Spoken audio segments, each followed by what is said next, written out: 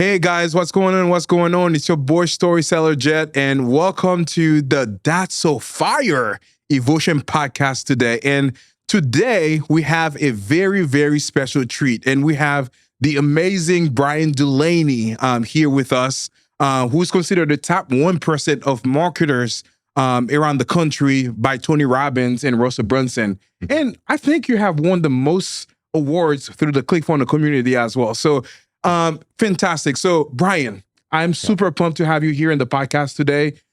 So let's get started.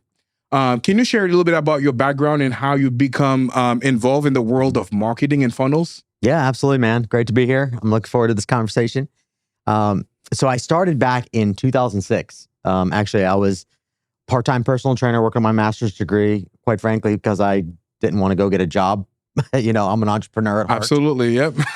And so I stumbled into, this was 2006, I stumbled into internet marketing and this whole concept of how you can use the internet to sell stuff and generate revenue. And at the time, I didn't have anything to sell. I mean, I was a part-time personal trainer working on my master's degree. Like, what did I have to sell in my 20s?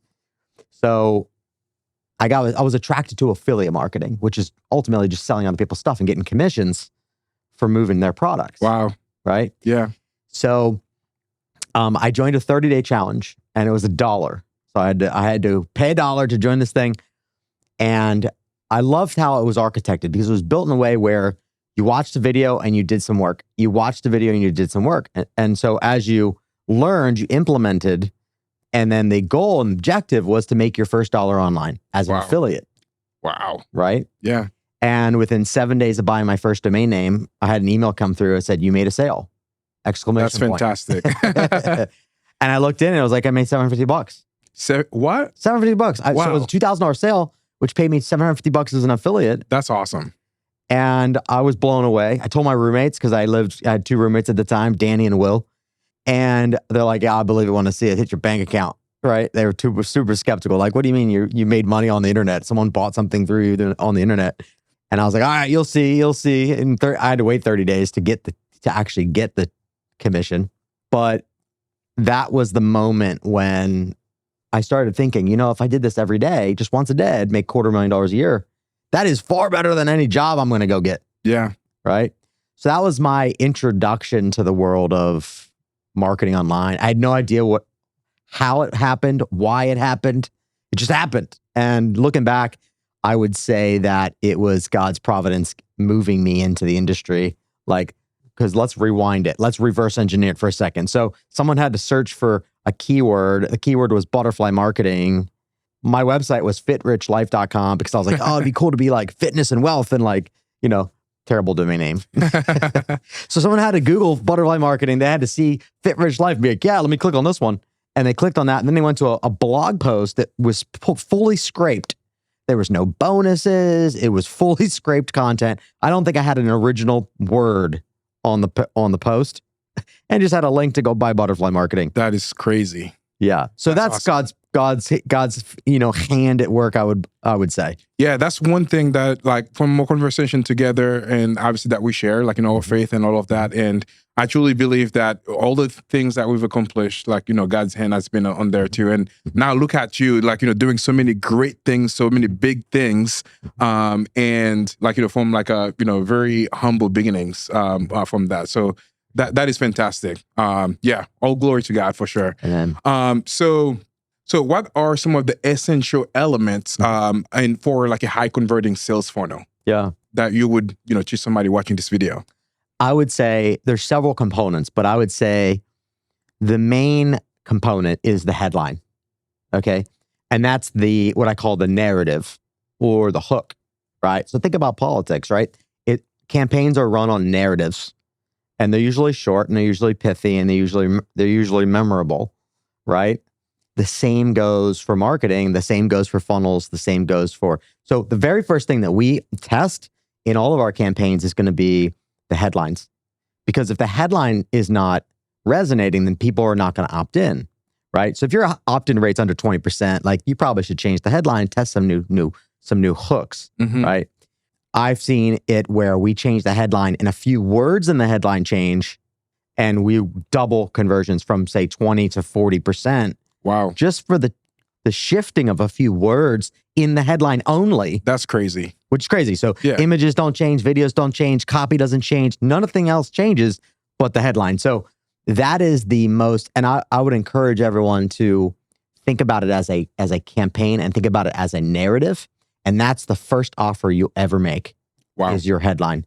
Because you're gonna lob it out. And if people aren't curious about what it is that you're sharing, they're not gonna go deeper, right? Curiosity killed the cat, right? Every time.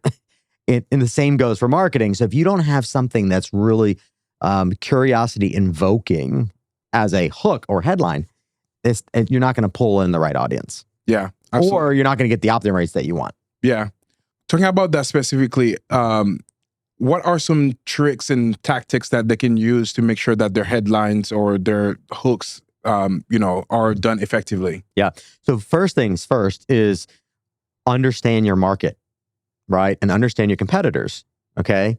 So the first thing you should do, go to Google Alerts, put in your competitor names and brand terms, and get everything new that's coming out on your competitors. So every time they launch a new funnel, new campaign, anything that's published, you can be alerted. Okay. This is like it's market research, but this is gold. So I'll tell you a little story about a campaign that we launched years ago. And the first headline wasn't pulling, it was about 20% opt-in rates on the registration page, which I wasn't happy with. I was like, okay, we're spending too much to acquire. If your opt-in rates are low, the cost to acquire is going to be higher. It's just kind of how it works. Higher the opt-in rate, the lower the cost to acquire. Yeah. So I looked at it and I said, okay, it's okay, but it's not great. And so as we were doing our market research and seeing who was in that space, it was in the sales training space. So we looked at the whole market and I said, people in sales want to 10X, right? Grant Cardone, 10X. They want a 10X, but they don't want to show up like that guy. Yeah. They just don't have that personality and they don't want to show up that way. Most salespeople don't want to be pushy and aggressive. So I came up with a headline, how to 10X your sales ability without being awkward and pushy. That's awesome. That's a great headline. Now, what that did, that's all that changed, mind you. And we went from 20% to 42% registration 42%. rate. And that stood over out of 100,000 people that went through that funnel, it went from 22 to 40 or 20 to 42%, just like that, from just the shift of that headline. And then, of course, we targeted Grant Cardone's audience because I know that most people who sell don't want to be pushy and aggressive in the environment that we live in today. That might have worked in the 70s and 80s, but maybe 90s, but it doesn't work anymore. You're talking to the choir over here. I am a promoter. If you're talking about predictive index, Yep. I'm a promoter, and for a sales thing, I'm not very pushy. So if I was watching this, I definitely would opt in and take a look at that. So that's awesome. What are some other elements that you can incorporate as part of your funnel, like besides the hooks, to really connect with your audience? Yeah, so you should always be split testing, right? Like always be testing, because you want to test headlines, test video versus no video, test professional video versus non-professional video. Always be testing, because you just never know what's going to actually resonate and what's actually going to connect with that audience, right? And it depends on the audience, right? I mean, you can have two different total audiences, and a professional video converts better than a non-professional video. And the flip side of that coin, you could have a non-professional video, Yeah. kind of like Yeezy did in the Super Bowl commercial. Yeah, we were talking about that yesterday. That's crazy. How much money has he made right now? Spent $7 million, spent zero on the production of his Super Bowl ad. Zero. Yeah. He whipped out his phone, busted out a selfie video for 30 seconds, let him run it on the Super Bowl.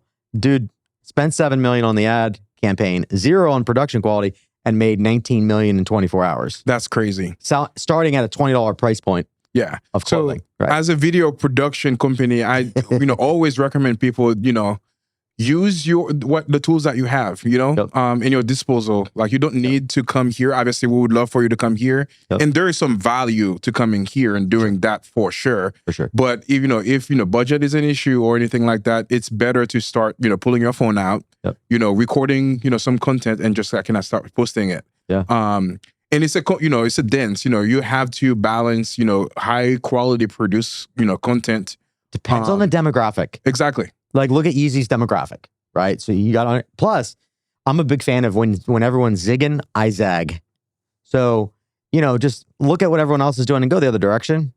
Yeah. You tend to get traffic. But again, demographic's important. So if his demographic was like professionals, like experts, which is my audience, that might not work as well. Yeah. Right? It's a totally different demographic. That demographic resonated with it because it's just like, and he's a brand. That's another thing. If he had no brand, that would have flopped. Yeah. You know what I mean? So everybody knows Kanye West, so they recognized his face. He's easy to recognize. You know what I mean? think that So there's a played lot of huge role. factors, Yeah, for right? sure. But I always recommend, I like to do ads, well-produced video campaigns, but I also like to do phone video cameras. So we'll film the exact same videos professionally, like here in the studio. And then I'll say, go film them again outside, walking around at your office, at the gym, in the car, on the plane, wherever. Just get creative. Absolutely. And that's one thing, like for us here at the studio, with our LED walls, we can simulate any environment that we can. And that's one thing that I really love about it. We can put like, an outside, like, things that you just kind of like, chill and just like, film with it and, creating a bunch of content like that, which kind of like, I really enjoy here. But yeah, I truly recommend like a combination of like, the two things. And again, it depends on your audience, as you mentioned, because depending on the audience, how you present yourself, they might not, take you seriously. Right. As seriously if you were kind of like, doing things that are not like, as Totally. good. Yeah. Totally. I had a dude, I'm not going to mention any names, but he was an old school direct response guy. And before working with me, his website was a hot mess. I mean, it just looked like it was built in 1994 and it was just all direct response. So it was major focus on the narrative and the offer. And those are all important, but it just looked like a hot mess. It just didn't look very professional. And so he was sitting across the table from me and I said, hey, let me ask you a question. Because he was really pushing back, like branding. I don't think branding really that matters that much. And he was sitting and he had a jumpsuit, full on jumpsuit, like he's about to go play basketball, right? I go, would you go on stage in your underwear? And he just laughed out loud and uncontrollably started laughing. And he's like, I know I wouldn't. I said, well, that's what you're doing with your website. It looks like you're out in your underwear on the stage. That's a very... And immediately he got it. And he was like, all right, I submit. Let's do the photo shoot. Let's make sure the brand looks on point. Yeah. I'm like, what you put out, you attract. 100%. Yep, exactly. Yep. Next question for you. So what are some of the challenges or roadblocks that somebody might be facing when they're trying to implement their marketing funnels? The first roadblock is going to be technical. Okay. So if you've ever tried to launch a funnel or a campaign, there's technical components. I mean, we're dealing with the internet here. That is the job of a monkey. So I always make fun of it because people get tripped up in this. And it's the least thing, like it's the smallest thing that you should get tripped up on because you can hire someone for pennies on the dollar to handle the technology, right? Yeah. Like technology is not going to make and break your campaign, right? You obviously have to have the components, right? Like you need the funnel pages, you need the payment processing, you need the email integration, you need, the connectors, right? There's things that you need, but that is the least of your concern. And a lot of people get tripped up on that and they never launch because technology gets in the way. And technology at this point, 2024, it's easy. So my advice is go hire that out. Now, outside of that, what makes and breaks a campaign, in my opinion, is having the right narrative that, again, going back to the narrative thing, having the right narrative that stimulates the curiosity in the minds of your audience. Okay. And then the other thing is I help a lot of experts. So I help people like Tony Robbins and Russel Brunson and these type of people, authors, speakers, coaches, experts who want to launch their expertise online and make a bigger impact and create a ripple effect, right? And I spend all of my time crafting their stories that they're going to tell on social media or advertising, and then making an offer that's irresistible that people can't refuse. I call it a dumbass offer, right? So we'll talk about that in a little bit more. Talking about narrative and storytelling, you did a presentation at BA, I think probably like 6 or 9 months ago, and that was a fantastic. And it was talking about storytelling and how you can incorporate that in your marketing to, really connect. Like us here at Creative 114, that's all we are about. Like, creating emotionally engaging stories that connect with, targeted audience. Can you elaborate on that, on how you can incorporate, storytelling, and what would you recommend, for somebody watching this video as it relates to producing their, content? Yeah, I think so. If you look at every major film, they follow a framework, okay, by Joseph Campbell called The Hero's Journey. And it's about the character going on the journey and, essentially is the hero of the story.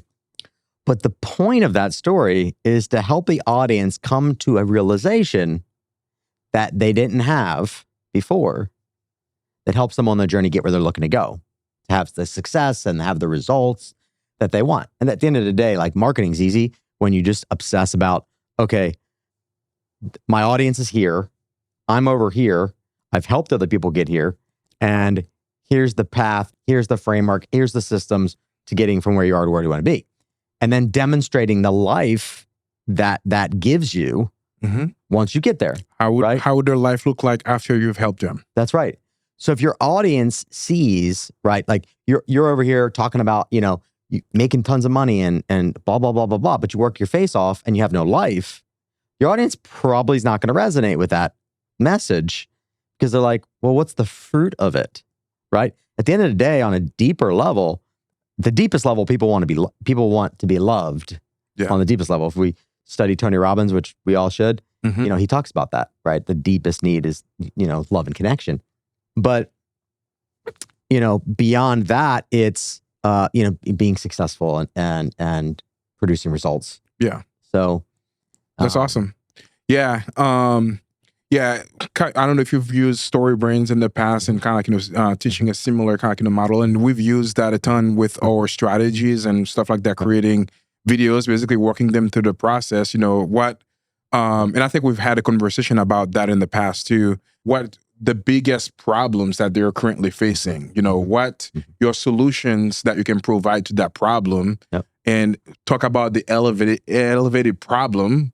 And then kind of transition to how their life could look like if they decide to work with you. So, so how do you you help people a ton with their crafting their message, as part of the funnels. The story as it relates to selling whatever it is that they're selling. Yeah. Right.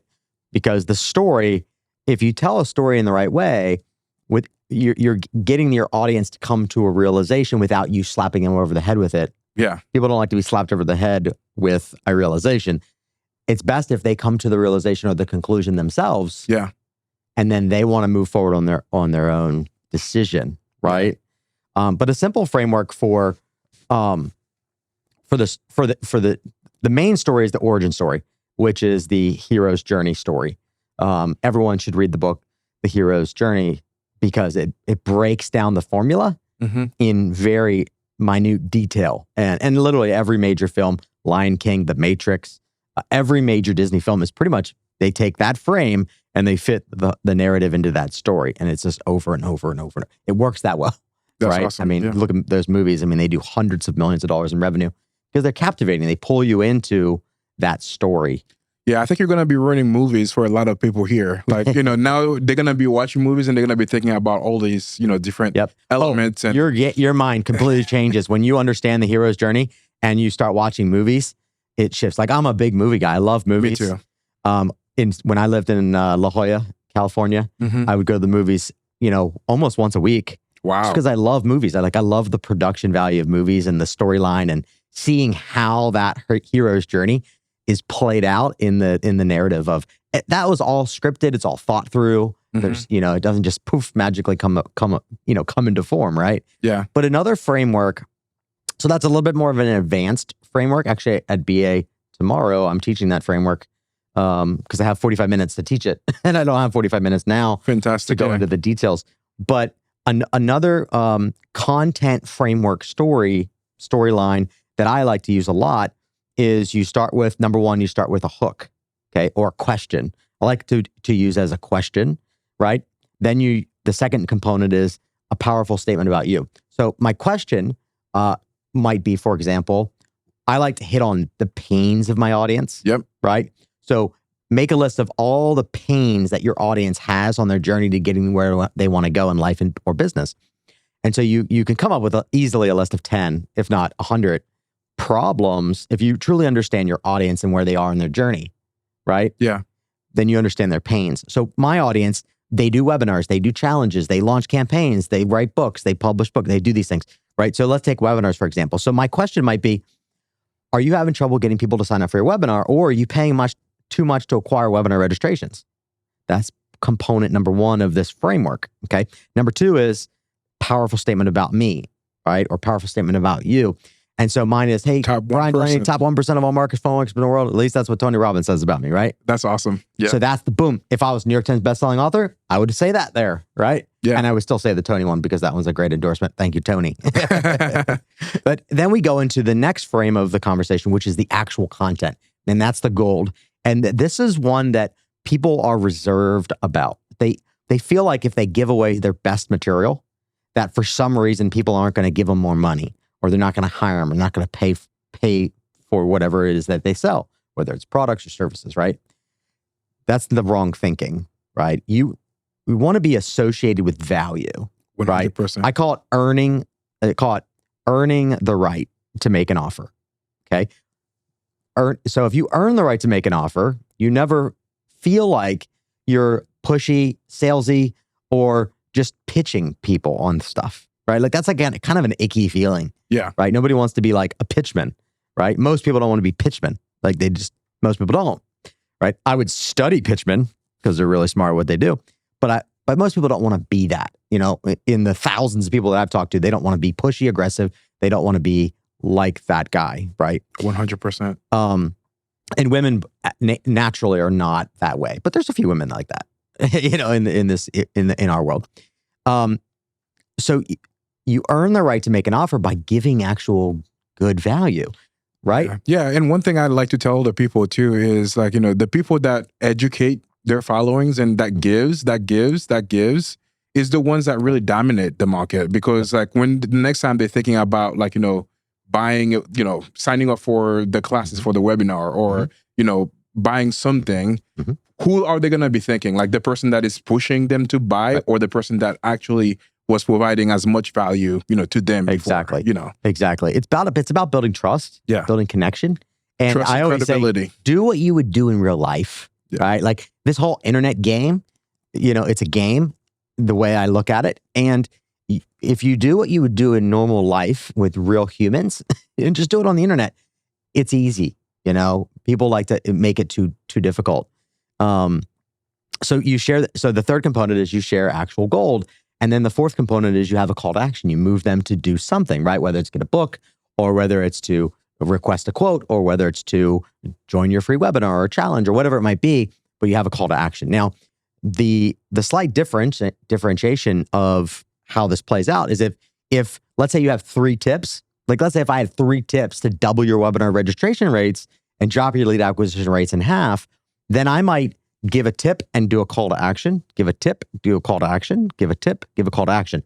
In the case where the tips are longer, quite frankly, because you've got, you know, people have ADD these days. You have short attention spans. Right? It's just like the TikTok. It was like 3 seconds. Like, you know, you have like 3 seconds to, you know, capture somebody's attention. Yep. So you got to either, if you're over a minute, boom, drop a call to action. Yeah. But you have to make sure that before you drop that call to action, again, earn the right to make the offer by giving actual value that they can go implement themselves and get results because they'll remember you.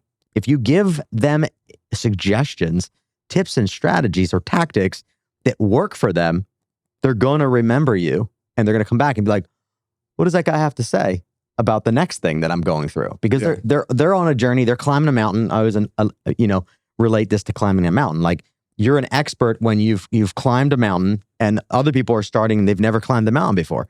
So your audience is everyone that wants to climb the same mountain, but haven't yet. And you're the guide to get them to where they need to be. Yep. Right? Yep, absolutely. While you were talking about that, it kind of was triggering a few other things for me. Obviously, I've had the pleasure to working with you and shooting some of your content for, your ads, the tips videos. So what would you tell somebody? What are some like elements or like types of videos that you can produce as part of your offer or like, your funnels? Can you share like what to expect? Like, like I think we talked about like in between 10 to 20 videos. Can we talk about that? Yeah, for sure. So typically whenever we're building out campaigns, and that's what we do for a living for others, we're going to have 3 different buckets of videos. So we're going to have ads, right? Okay. And within that bucket, we'll have problem solution style ads, right? So the purpose of those is to show your audience that you can solve all their problems on their journey to getting where they're looking to go. Yeah. Okay. Remember, that's a very, very, very important piece, right? Your audience, okay, let's step back. The self-education industry is over $400 million a day industry, $400 million a day, and it's growing to $1 trillion a year by 2028. It's growing to $1 billion a day by 2025. That's crazy numbers. It's crazy numbers. But why? I say that it's because the education system has failed us. Okay. It's done exactly what it was intended to do by them, but it's failed humanity. Quite frankly, just look at the school systems. They're terrible. I would never send my kids into those things.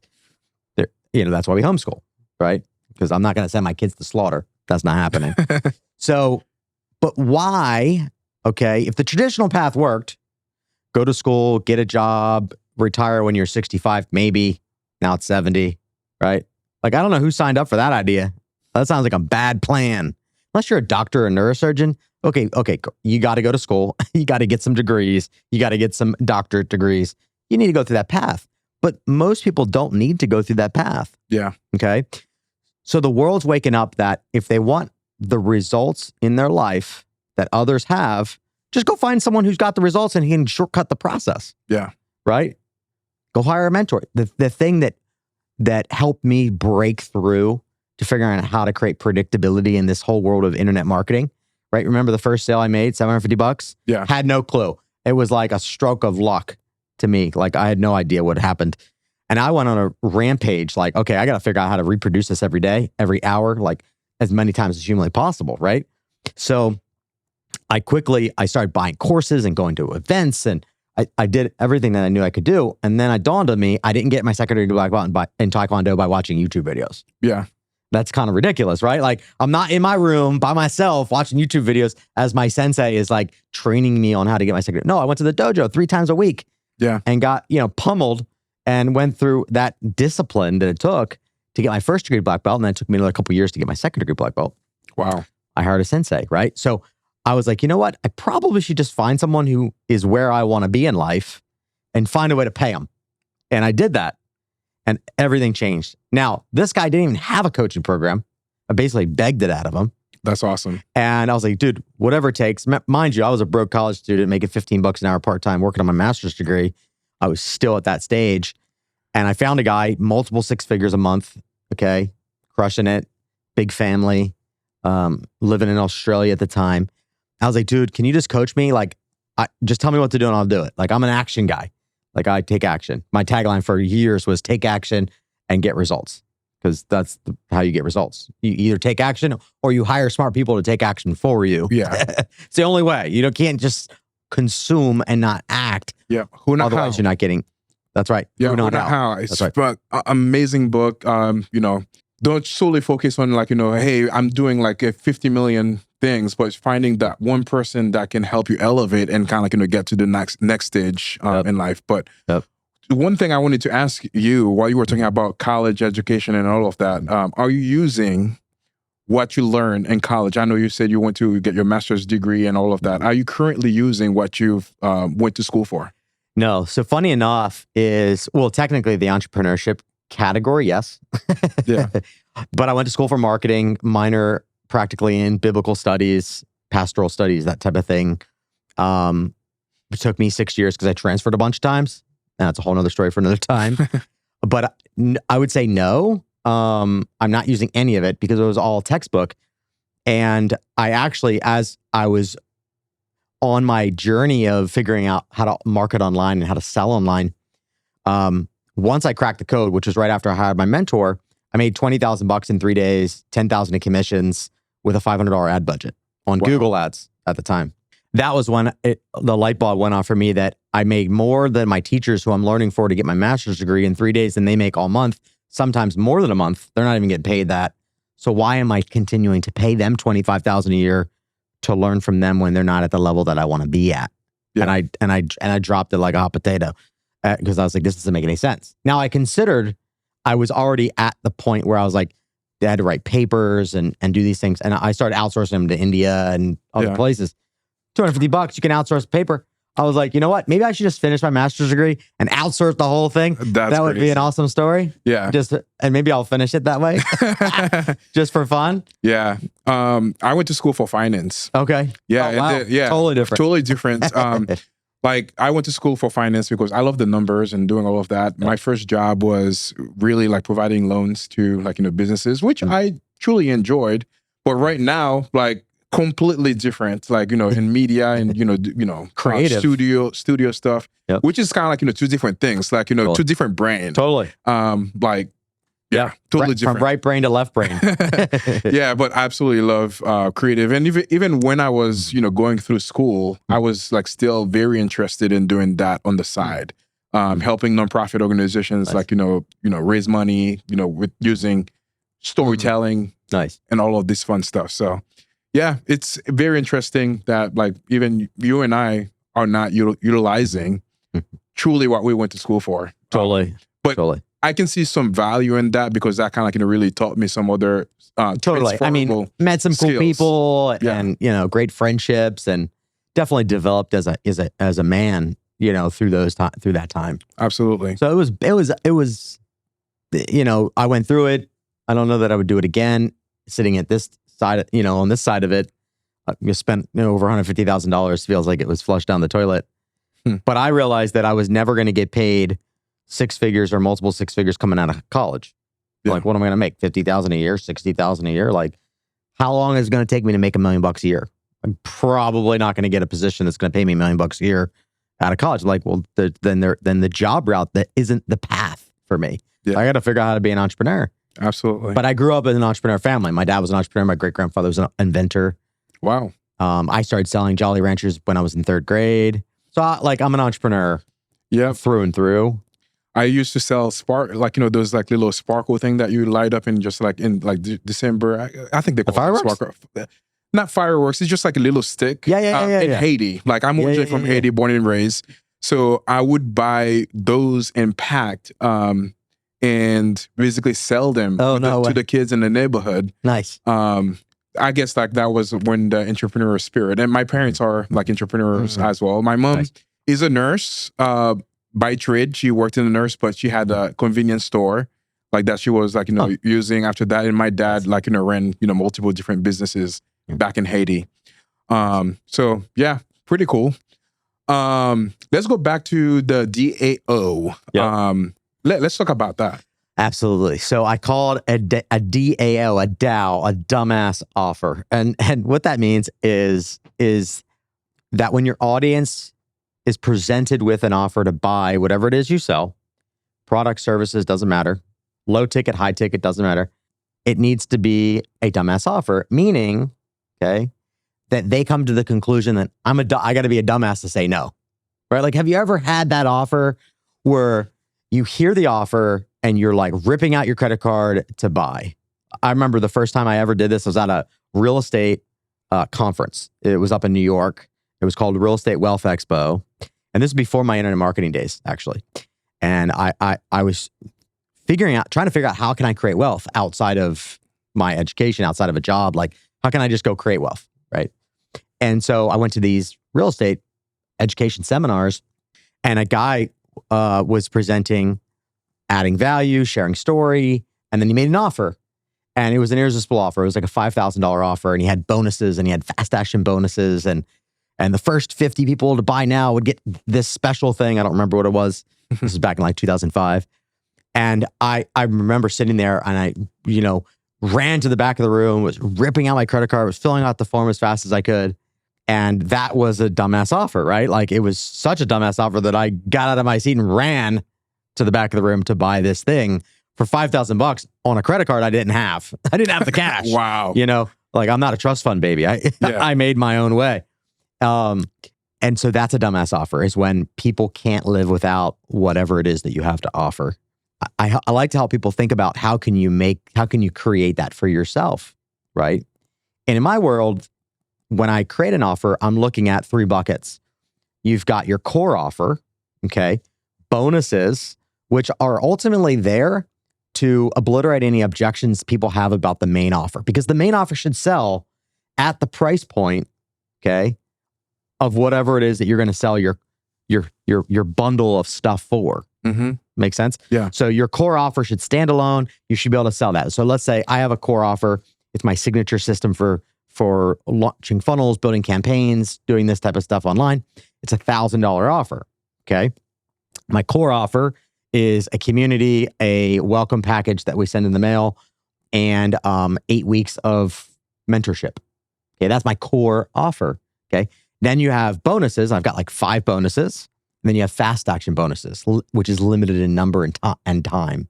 So the bonuses are to serve as objections to the core offer. Does that make sense? That makes sense. So for example, I have a program about selling funnels. Okay. How to make 100,000 a year selling funnels without ever building a funnel yourself. Okay.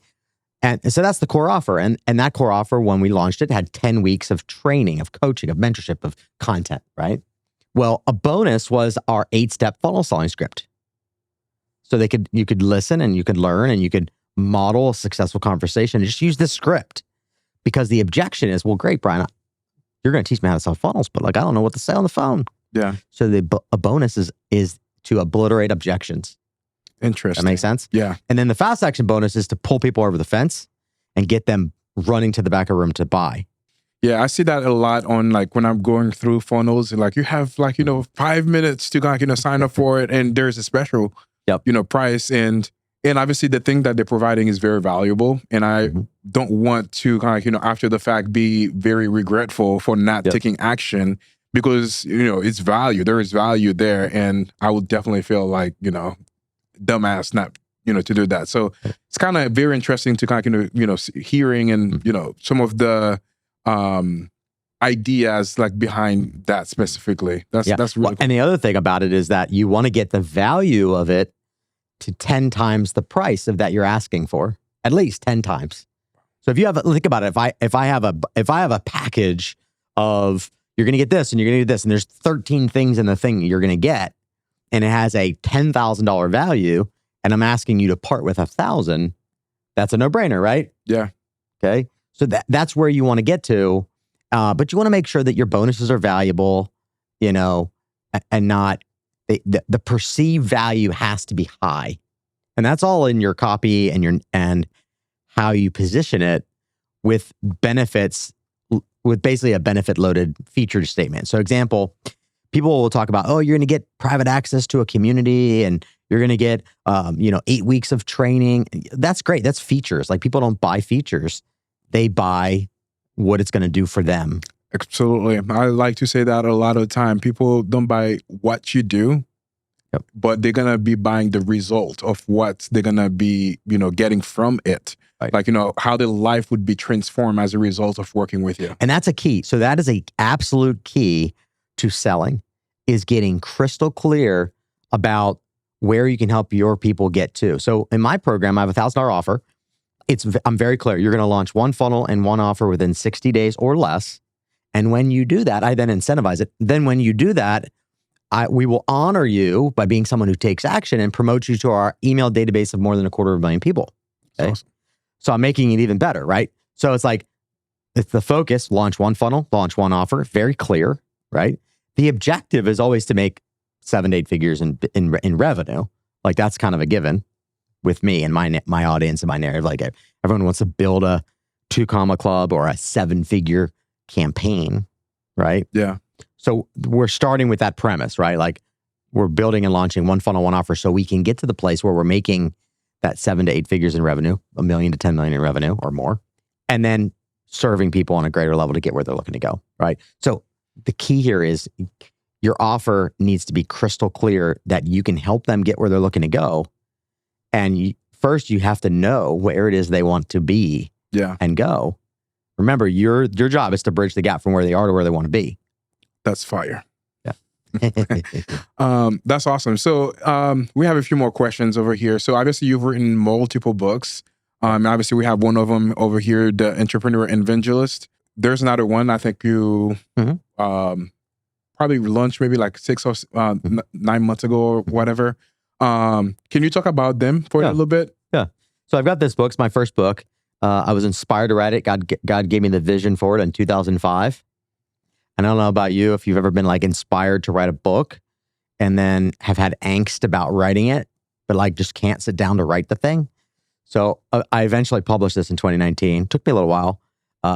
But the secret to getting it out of me, I had a ghostwriter extract it out by interviewing it. Absolutely the best way. I don't write books anymore. I get them interviewed out of me, and I'm on my third book now. But this book is really ultimately about my near-death experience and going on a journey to find my purpose, and the process that I had to go through to get to that place of figuring out why am I here? Like, why was I brought back from the dead? Why was I brought back to life? Because I nearly died, came back to life, and the doctor said, you're a living miracle. God must have a plan and purpose for your life. And so then the next 2 years of my life was a journey to figure out why. Yeah. Right. Thankfully, God showed me that. And then during that time, he opened my eyes to publishing this book, which is called Entrepreneur Evangelist, which is really about, tapping into figuring out what God's plan and purpose for your life is. Yeah. It's really what that book is. The second book is called Launch and Scale Your Expertise Online. Yeah, I think that's the one that I have next door. Yeah, and it's very tactical. I recommend everyone does this. Okay, so listen how this book was actually published and written. So I created a 33-day campaign, which I called 33 Days of Coaching with Bryan Dulaney to launch your expertise and scale your impact online, right? And so I filmed the whole thing. I published the whole thing. I launched the funnel. And you figure every day has each video is about 5 to 10 minutes in length.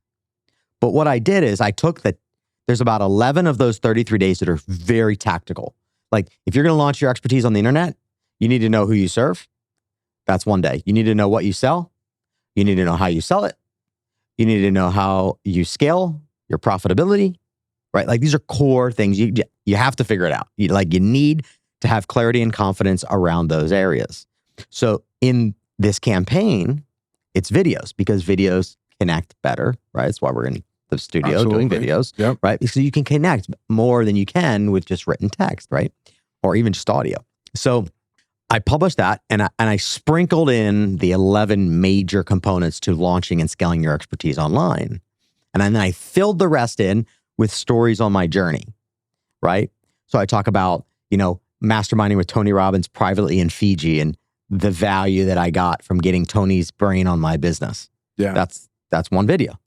I talk about, my dog Desi, German Shepherd wolf dog that I grew up with until I was 7 and how I learned unconditional love from her in a way that humans just can't. And I talk about how that applies to business, right? Yeah. So not only is it tactical, but it's lessons that I've gone through in my life. And I'd recommend everyone can do this. It is an absolute amazing campaign.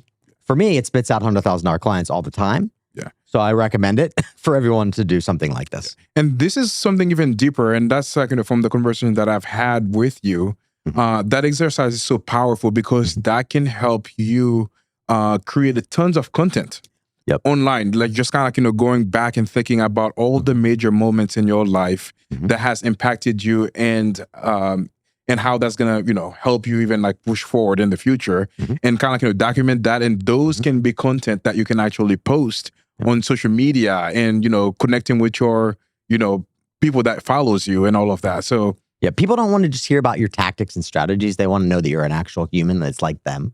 Yeah, people like to learn from people that are like them.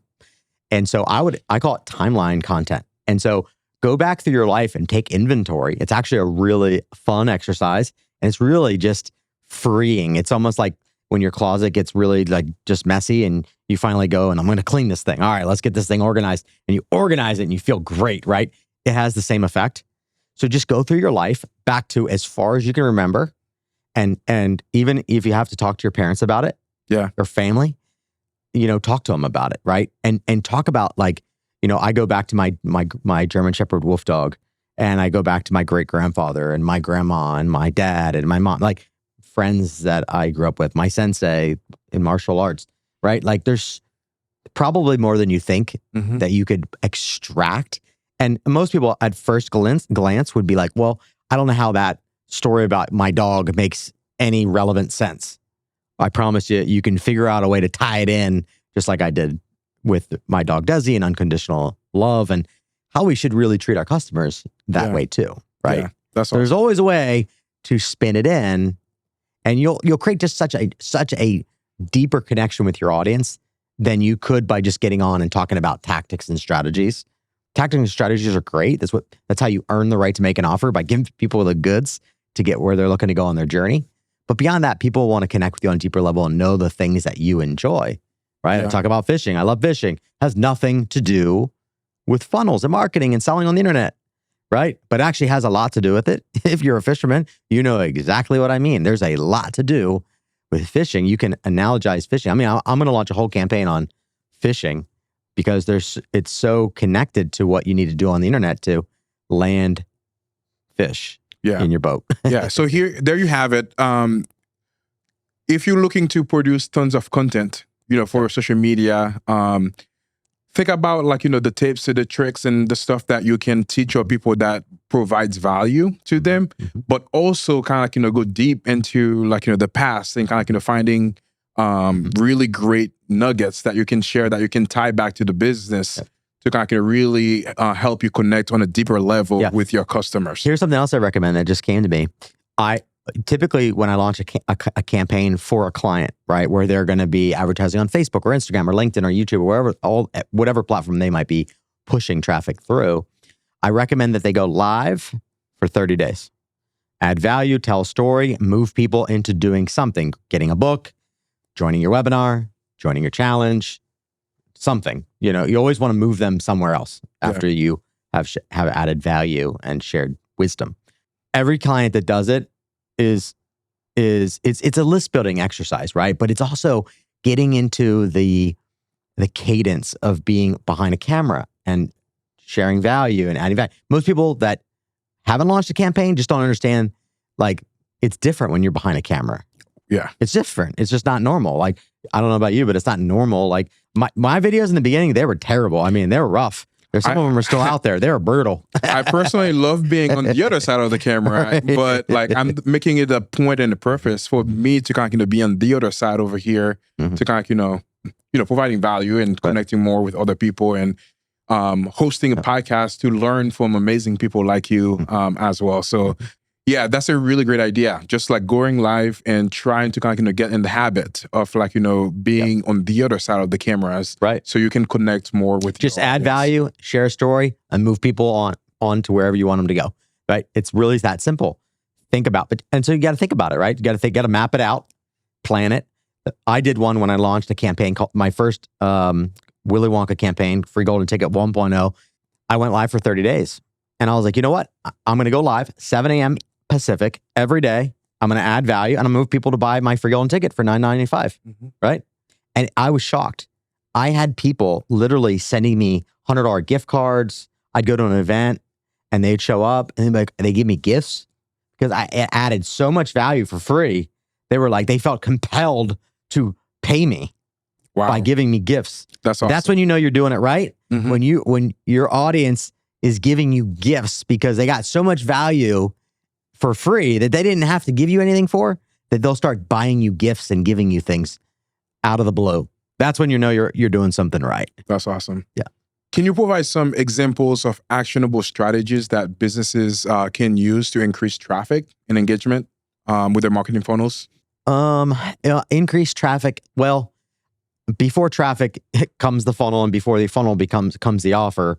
So a lot of people think that, I just need a lot of traffic, or I see Grant Cardone and he's on YouTube every day and I need to be doing YouTube every day. And that's the right thought. Okay. But you don't want to put the cart before the horse. And the cart before the horse would be, well, if you don't have a funnel and you don't have an offer or offers, then you probably shouldn't be just piping off on YouTube every day. For what? Right? You want to have somewhere for them to go. You want to have somewhere for them to actually give you money for the value of exchange that you have for them. Right? So traffic's easy. You can advertise. I can get 1,000 clicks in the next hour, or 1,000 leads in the next 24 hours or less, by just turning some traffic on. And that's what I love about being able to buy traffic, right? I say, if you can't buy traffic predictably, you don't really have a business. Yeah. Right? Like the first decade of my life, I did a lot of free stuff. Because if you remember, right, I started as a part-time personal trainer. I was working on my master's degree in debt over my head. And, I didn't have a huge budget, so I wasn't going to go buy traffic. I just wasn't experienced enough to do that.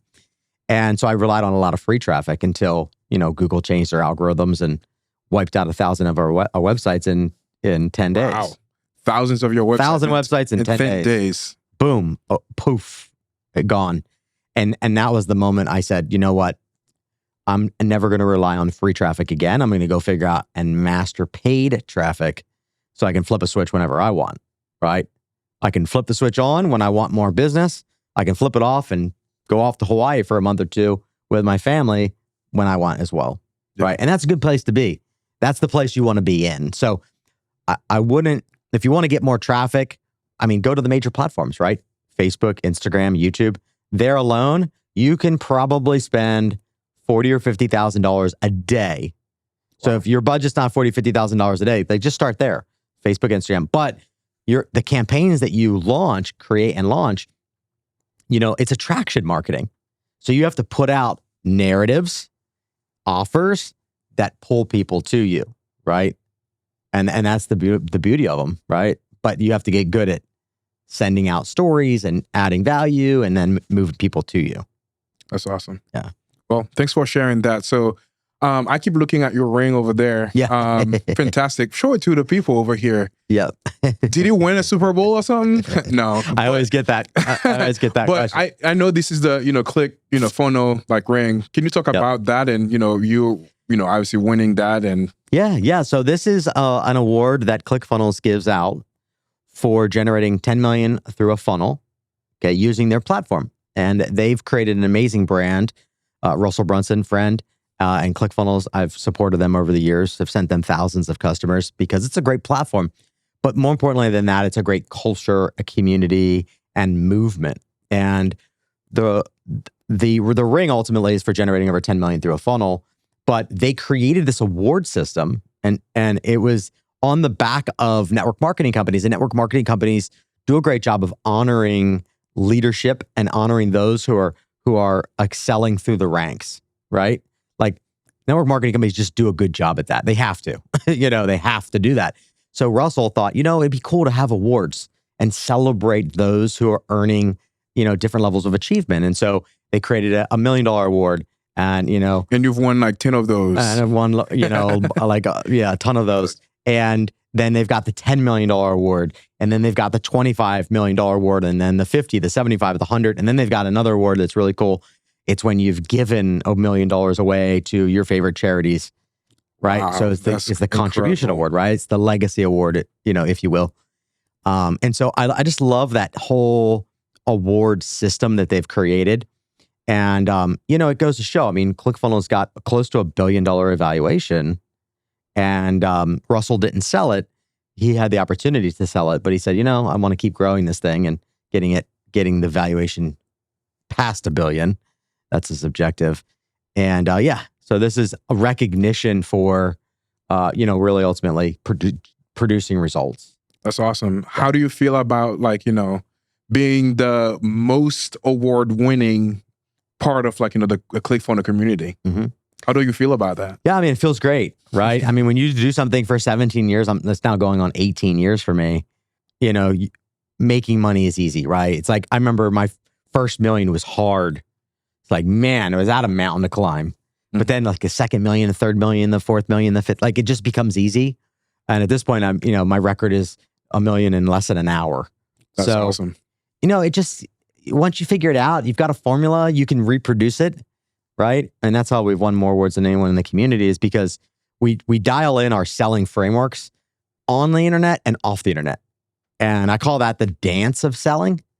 And if you look at well-established brands who are doing, 5 million plus, they typically will have that dance between how they sell on the internet, okay, which webinars, challenges, sales funnels, summits, right? I like free plus shipping funnels, kind of like a book funnel where it's $9.95 free plus shipping. I like webinars and I like challenges a lot because they give you the opportunity to build trust, to earn the right to make an offer, and then to make an irresistible offer that people can't refuse. Yeah. Meanwhile, you're building your list, you're building your audience, and then a certain percentage of them, between 1% to 7% on a webinar or a challenge, for example, are going to go buy whatever it is that you're selling. Yeah. That's awesome. So it feels great. Yeah. That's awesome. in a short order. Yeah. Awesome. So what are, let's say, top 5 advice that you would, give to somebody that is thinking about doing funnels or growing their businesses? Yeah. So the biggest first one is it's not about what or how as much as it's about who is in your corner. Okay. So this is something that Russell said at one of his major conferences. Usually there's about 5,000 or 6,000 people in attendance from all over the world. And it's the major conference. It's like the Super Bowl of the industry. And that's where these awards are given out. That's where I first received this ring, was on stage accepting the award. So at Funnel Hacking Live, Russell said, it's not about, so he realized less than 1% of his entire community had been able to generate over $1 million through a funnel. Okay. So out of 100,000 users, only 1% of them have been able to crack the code to generating over $1 million through a funnel using ClickFunnels. And he was just scratching his head like, man, how can I get this number up? Like 1% is terrible. Like you want everybody to get the result, right? But obviously not everybody is going to, in a short period of time. So he came to the conclusion. He said, it's not about what, it's not about how, it's about who's in your corner helping you. He's like, I didn't build ClickFunnels myself. I got over 200 employees helping me. Okay. Now I think he pushed that narrative into the forefront because up until that point, he did a lot of webinars, right? And he did over 75 live webinars before he ever automated one webinar to sell ClickFunnels. So there's a nugget there in and of itself. Everyone wants to just automate everything and move on to the next thing. Russell, who's a really good salesperson, and he's Mormon, so he's went door to door for several years, right? He got good at selling. And he did 75 live webinars before he ever automated one. That's crazy. Okay. So that's first off. Yeah. But he came to the conclusion that it's not about what, it's not about how, it's about who's in your corner. Okay. And so that's what I would advise, right? Stop trying to wear all the hats, right? Think about Michael Gerber's book, The E-Myth, that talks about like the entrepreneurial myth being most entrepreneurs start a business and they just become an employee of their own business now, right? They try to wear all the hats, and that's not an entrepreneur. An entrepreneur doesn't wear all the hats like Henry Ford. Like, when Henry Ford was challenged about his intellect, right? He said, his response was, well, I have a row of push buttons that I can push and call on the expert that needs to answer that question. I don't need to have all that useless knowledge in my head. Yeah. And they realized he was smart. So find the who and put them on your team, right? And I would advise stay in your lane of brilliance, your lane of expertise, okay? Every time you jump out of your circle of expertise, you're becoming less effective. The more you stay focused in that center lane of expertise, that zone of genius of yours, you become better and become better and become better, right? It's like aged wine, just becomes better, right? And so what a lot of people do and they fail is because they try to do it all themselves, right? And usually that's budget based, or they hire the wrong people. They hire amateurs. Typically people come to me after they've tried to like either do it themselves, it flops, or they hire a bunch of rookies that were cheap, was budget sensitive or budget conscious, and it just doesn't work, right? And then they end up, at my table. Yeah. Like, all right, Dulaney, this is our last shot. Let's, if you can't figure it out, nobody can. That's usually what it is. So find a way. That's number one. Find a way to put smart people in your corner. If you look at every billion-dollar brand, they have really smart people in their corner. And there's ways to do it. You can be creative. You don't have to just like cut big checks. You can get creative, okay? Yeah. It's not a lack of resources, it's a lack of resourcefulness. that you don't have a team that's epic. I've built that in my agency. I've built a team of rock stars that are geniuses in their craft. For example, my head of branding, he's done 34 of the top Fortune 100 companies in the world of branding in some fashion, shape, or form. Paul Mitchell is an example. Wow. Over 20 years ago. Yeah. That's his brand. That's his genius. That's all he does in our agency. That one task, branding and brand guides. He doesn't do slide designs. He doesn't do anything else. I keep him in that one lane because that's his zone of genius. He can whip out a brand in minutes because he's literally a genius. He's like tested a genius. But he's so smart at branding, and that's all I want him to do. I don't want him to do copy. I don't want him to do technical. I would be taking him out of his zone of genius, and he would probably hate it, right? Creative people don't usually like technology. So that's number one, is to find the who on that you can beef up your team and only do, like for my audience, experts. And so I say the highest and best use of your time is telling your story, sharing value, producing content, publishing content, and selling on the internet. Primarily in a one-to-many form. One-to-one is just not necessary. Like that's, hire a sales team for that. You should not be taking one-on-one calls. You should be selling one-to-many. Webinars are great. Challenges are great, right? So that's the tip number one, is find the right who. The next one is masterminds have been significantly helpful for my growth.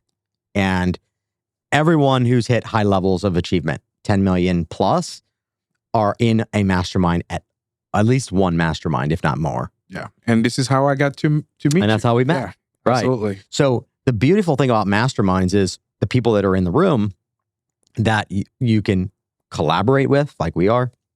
You could hire, you could JV, you could podcast deals. I mean, there's so many opportunities that open up.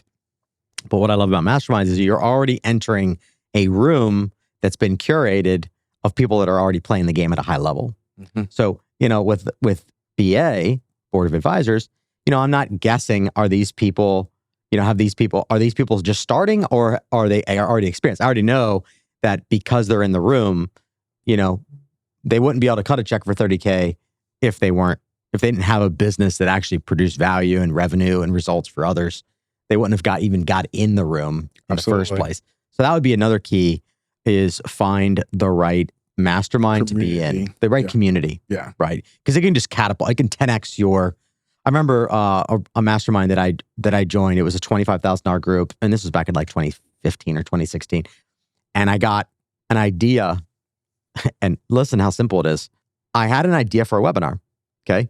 And the owner of that mastermind, I shared my idea with the audience, with the whole room. And his feedback was, why don't you shift that headline to this? I was like, oh, that's a good idea. Went back, made that the headline. Okay. Spent $25,000 on Facebook ads, made over $300,000 in front end revenue selling my initial thing. Right. Which is crazy because typically that's not the case. Like it completely crushed it. So the question is, was that $25,000 investment worth it? Well, obviously it was worth it. Yeah. That was just one thing that I got from being in the mastermind with smart people that are playing at a higher level. Yeah. And that goes back to your former point too. Like when you're surrounding yourself with those people in there too, that kind of help you elevate your game. Yep. Like one of my favorite part, whether going to Board of Advisors and, Collective Genius and being around like high level entrepreneurs, every single time I leave those meetings, I'm in a higher frequency. Totally. Just kind of thinking differently. Like even if it's great to have the return on investment for that, but just by being around those people, like a lot of people like to say, you're the 5 people that you surround yourself with. Yep. By being around those people, that helps you, elevate and, think on a different, frequency and, oh, totally. Better. I'm always exhilarated. I mean, just yesterday, which was my first day this quarter in BA, I mean, I was fired up. Yeah. Fired up. Just from one day, I'm like, all right, I'm good. I got all I need. I'm out. Obviously back today, but yeah. I did see you taking some pictures with that world famous photographer. Maybe you're gonna be in the BA magazine. That's what they say. Yeah. So we'll that's see. awesome. We'll see when it shows up. He was telling me, why did you take some pictures? And I says, I have a studio. I can take some pictures and send it to you. But awesome. So that was number 2. Any other quick tips that you can? A third one would be find a mentor who is where you want to be, right? The greatest athletes in the world don't just have one mentor. Or coaches, they have multiple. Look at Tiger Woods. I mean, the dude has, in the peak of his career, had like 10 coaches, right? So find mentors who are where you want to be in life or business, right? And look past the facade of the talk. Like look at the life. I always encourage my experts to capture the life you live and the life that you lead, by actually go on vacation with your family for a month. Yeah. Do you have the freedom to do that? Do you have the systems and teams to be able to do that? If you don't, then there's a new level for you. Yeah. Right. But while you're there, hire a photographer. Right. Like that is gold. Number one, it's a write-off. You're going to then use it in advertising and you get to capture the family moment. Right. So I always encourage my audience, get 4 photo shoots done a year. And what better place to do it than with your family doing something that you love? Yeah. Right. And then use that in your social media posts. Use that on your website, right? Again, people are looking at the life you live. Those are the results that speak louder, that speak volumes. Not talk is cheap, right? A lot of people can talk a good game, but what's their life like, right? I remember the first time, I like to take a month or 2 off. We usually do it in the summer. We'll go to Alaska for a month, or we'll go to Montana, or we'll go to Hawaii. You showed me some crazy pictures. Yeah, that's awesome. Yeah, and I like to do that to reset. I call it my reset. I like to reset energetically and spiritually, and spend time with my family unplugged from technology. Because technology is consuming, and it's built that way. It's designed that way. But every time I go, I tell my wife, schedule a photo shoot, because we can use this in our advertising. Or just use your phone for that matter. I mean, one of my best performing ads to sell this book here, we sell every single day, is a picture with me and my daughter. And we were taking a walk. There was a lake we stopped at in our RV. We were coming back from Montana and coming back to Florida, and we stopped in Georgia, and we found this beautiful lake, and we took a little walk. And I was like, I should get some photos with my daughter, Victoria, and we can use that for advertising. And that is the number one photo that literally has been seen by millions of eyeballs. So just think about that. It's a candid photo. It's on my phone. It's a selfie. And my daughter, she looks cute. She's got her hair in a bun. She's 4. She was 3 at the time. And that thing crushes it to cold audiences and warm audiences. When my team calls it the unicorn, that's because awesome. It converts at the same rate. We acquire buyers for about $20. So $20 buyers to get people to buy this book, to cold audiences and warm audiences, which is not normal. Yeah. It's not normal. Usually your warm audiences, your acquisition cost is lower because they know, like, and trust you. Yeah. But with this book, quite frankly, I think it's because God's at the center of it. Yeah. That's why it's 100%. The unicorn. Yeah. Awesome. Any other final tips for that before we move forward? Yeah, let's go. Let's move on. Yeah. Cool. So I can be here for days. Yeah, me too. Me too. So one more thing before we close out. So obviously I've had the awesome, enjoyable opportunity to get to work with you and filming some videos for your funnels. Can we talk about like how important video is as part of your overall marketing strategy? Oh yeah, absolutely. I mean, in the environment and the culture, that we live in today, I mean, video is vital, right? Because people can see you, they can hear you. 70% of communication is nonverbal, so it's not in as much of what you're saying as in how you're saying it.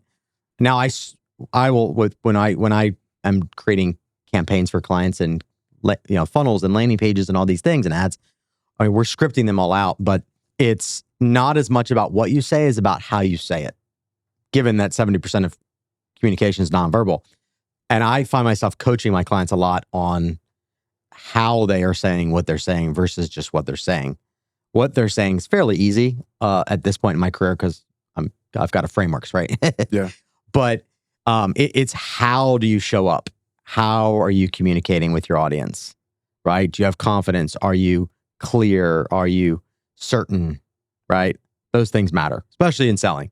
Yeah. If you understand sales and persuasion, which I would encourage everyone who's listening to go study everything you can on selling, influence, persuasion, all of those topics. If you want to sell more stuff, there are hundreds of resources from really great people, experts in that area, right? Like Robert Cialdini, Joe Vitale. There's tons of legends awesome in that category. But video is vital. And that's why every campaign we launch, we're filming ads, we're filming funnel page videos, and we're filming the fulfillment video campaigns, right? So those are the three buckets that I left open for you earlier in this conversation today, right? Those are the three buckets. So you've got ad campaigns where it's going to be content driven, earning the right to add, to make an offer. Then you got other ad campaigns where it's just straight, you're going to make an offer, right? You might have other ad campaigns where you're doing reminders, right? Where you're reminding people the day of them showing up for your webinar. Hey, I can't wait to see you later today. Yeah. Or you might have reminders of doors close on this opportunity. Yeah. Sunday at midnight. And so you have a video and it tells them that, and you push that video into the eyeballs of your audience, right? These are all under the bucket of advertising. And so, yeah, videos are vital because you can communicate more effectively. Now, if you're not good on video, then videos might not be that great for you.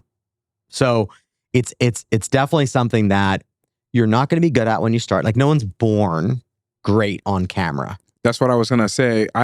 Me personally, I was not very good being on the other side, and either. I'm still learning. Yeah, but you got to start. You just don't be afraid of it. It's just to your point earlier. Yep, to your point earlier, just pulling your phone, even if you don't post it, pulling your phone and just shooting some stuff to get in the habit of doing that. And that is going to improve your skill set and all of that too, to get better at it. 100%. No one's born. I hated speaking. I was nervous. I was sweating. I remember in college when I had to give up in front of a class of 20 people and present something. I mean, it was a hot mess, Yeah. So you're not born this, you get better and you get better and you get better. Garrett White said at Funnel Hacking Live one year, he said, in the beginning, you're going to suck. And then as you keep going, you're going to continue to suck. And then eventually you're going to suck less. And then eventually, if you keep doing it, you'll become great. Yeah. And it's so true. Be okay with it not being great. Don't be a perfectionist. Don't be, just ship it. Yeah. Ship it. Yeah. Brian Silly always say that done is better than perfect. Yep. Instead of I used to be hung up to make whatever I'm doing perfect, which I still kind of try to do and doing all of that and going back to it. But that would be... I appreciate that. Yeah, 100%. Right. Yeah, but it's also could be an impediment, or if that's the word, a block to kind of really help you get to the finish line. Here's the reality. The reality is you're going to launch it. Okay. And you're going to get data. Yeah. Okay. And the big thing is you need enough data to make an informed, educated decision to make the right pivot. Yeah. Entrepreneurship is a series of pivots. Campaigns are a series of pivots. I launch campaigns still to this day. And sometimes they come out of the gate and boom, they hit it. And they just take off like a rocket. Other times, the rocket doesn't get off the ground. And you have to go back to the drawing board and be like, okay, we need a pivot. It's normal. Absolutely. It should be understand that it's normal. Yeah. Right? The only reason you'll fail in this game is when you stop making pivots. Yeah. Because it's a series of pivots.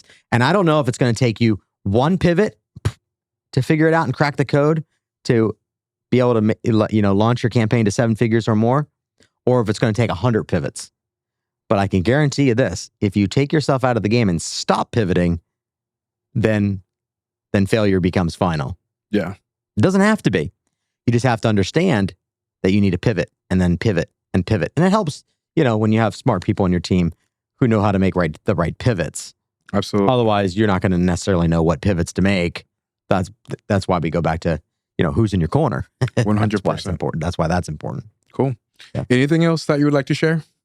Anything you'd like? What would you like? Yeah, I think we had a really awesome episode here today, and I am so grateful that we got the opportunity to sit down and just kind of talk and share some ideas. And I hope that we provided a lot of smoky hot tips. Yeah. As the name says, that's so fire. Right. Smoky hot tips for the viewers to be watching that are Absolutely. watching this. So I greatly appreciate your time and coming into the show here today. So thank you so much for tuning in, guys. And again, today was a very special day with Bryan Dulaney, top 1% of marketer.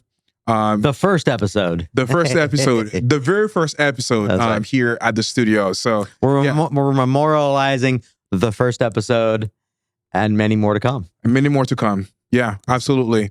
There you have it. It was super awesome to have you here today, Bryan. It's been great, man. It was awesome sharing some ideas and learning from you and the beautiful things that you are doing and helping other people.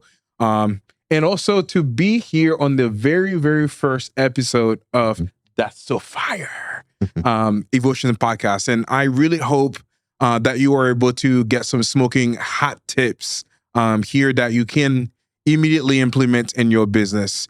That's it. Be sure to subscribe. Be sure to subscribe on our Evolution Studios website and check out Bryan Dulaney's too. Like, how would somebody be able to work with you? BryanDulaney.com. Bryan with a Y. You need a Y if you're going to do anything in life. Great. And Dulaney, Dulaney. So check it out all across all social. It's Bryan Dulaney. Or you can go to BryanDulaney.com and check out what we're up to. We got some really awesome things that we've got in the fire. All right, let's go, baby. Yeah, there you have it. Yep. Don't forget to follow us on social media, Evolution Studios, on Instagram and on YouTube to stay connected with us. Let's go, baby. It's fire.